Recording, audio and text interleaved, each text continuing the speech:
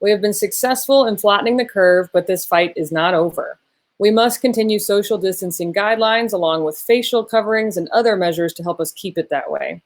The governor lifted the ban on elective surgeries this past Friday, April 24th, so those have been underway for a few days with enhanced safety procedures. Here to share more details is Dr. Dan Isbell, a general surgeon for Norman Regional. Thank you for taking the time to speak with us today, Dr. Isbell.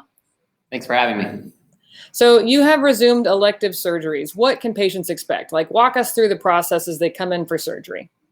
Sure. So it's similar to the process we've had for essentially essential surgeries that we've had to continue to some extent, but it's just enhanced, expanded. And so when a patient comes in, they're checked at the door for a temperature, just like all of the staff here at Norman Regional. And then they go down to same-day surgery. They get checked in with limited contacts. We've done everything we can to minimize contacts with healers here at the hospital. And then when they're ready for surgery, they go to the OR just like they would otherwise. They go through recovery and then are discharged to home. Currently, we can only do procedures where the patient is expected to go home that day. We're not able to do inpatient procedures for some time in the future. And so the only thing that's really different is they get checked in at the their temperature checked at the door, and then they're not allowed to have visitors currently. And so based on our plan through your office, we have some dates for when visitors are allowed, but that's not for some time in the future. Well, I really appreciate you being careful with that. You know, I've had my ACL replaced, my kids have had their tonsils out, and I can only imagine how stressful it is to not have those volunteers and people and visitors with them, but you got to do it safe. But, you know, many people hear elective and think it's no big deal, but some patients have been walking around in pain for weeks waiting for these surgeries. What kind of procedures have you seen so far? So currently we're doing procedures where, like I said, the patient can be an outpatient, but we really tried to select from our list of patients that have been waiting, those that are most symptomatic. So for example, symptomatic gallstones, where their symptoms are getting worse and they may end up in the emergency room. Now we can do those on an outpatient basis. Symptomatic hernias, to try to keep patients out of the emergency room or to try to keep them from requiring an emergency surgery. So we've seen those things so far. One of the things that we're seeing now is we have to ramp up our clinics so that we can evaluate patients who we've seen via televisits to plan for surgeries. And so there hasn't been a sort of a rush at the door so far, as we've had to take some time and ramp back up. But we're ready, and we're working patients through our clinic system and getting them set up for those elective surgeries now.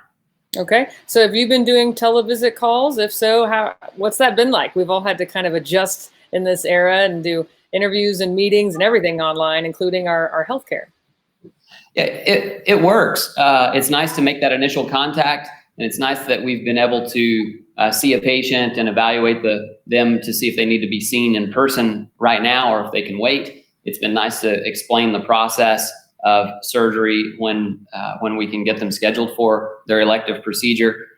We still use some of those patients we have to see in clinic so we can examine them in person prior to scheduling, but it's been a real nice way of making those contacts so patients don't feel like they're sitting at home and we're not here trying to take care of them. Yeah, I've said many times that when the dust settles, I think there will be a lot of good things that will stick around from our rapid need to adjust and offer services in new and innovative ways. And I'm hoping that telemedicine, and I mean, telemedicine was there. Norman Regional has been great about providing that early on, but I think people may be hesitant to try it. And now we've kind of had encouragement to do so. So I'm glad to hear that's working out for you. But there's been something a little scary that I've been reading. 911 calls are down. Hospitals are seeing fewer heart attacks and strokes. So we know people are putting off coming to the hospital. Either that or everyone's magically healthier, which I don't think is happening. So some might also want to wait on elective surgery. What would you say to someone who is in pain but hesitant to go to the ER or get that surgery? Yeah, I think that's a real issue, and for good reason. People have been trying to stay home. I would say, having been here working through this, the hospital is probably the cleanest place around. This is probably the place you want to be, everyone is prepared. We have appropriate PPE. We have processes worked out. We've been doing this for several weeks now. So I would say don't hesitate. Come in. Our census we've seen a lot less COVID than we thought we might. And in my mind, there's absolutely no reason that patients need to stay at home and suffer. Okay. Well, I'm glad to hear that it's less than you expected, and that means we were successful in flattening that curve. And I really, really hope it stays that way. But speaking of COVID-19 specifically, I know the lab there at Norman Regional has been working on a serology test to determine if someone has COVID-19 antibodies. So when will that be made available to the public, and what exactly is the benefit of that test? So it's a great question. I think a lot of those answers we don't currently know. I'm not a pathologist, and so I did have to ask some questions about this. We do have the ability to do antibody testing here in Norman at Norman Regional. They are validating that test, and I don't have a date when that's going to be available. We do have the ability to do in-house COVID testing for patients with active disease. Over time, I think we'll discover the benefit of the antibody testing when we look at epidemiologic data, when we look at contact tracing, when we look at does antibodies really confer immunity to COVID in the future.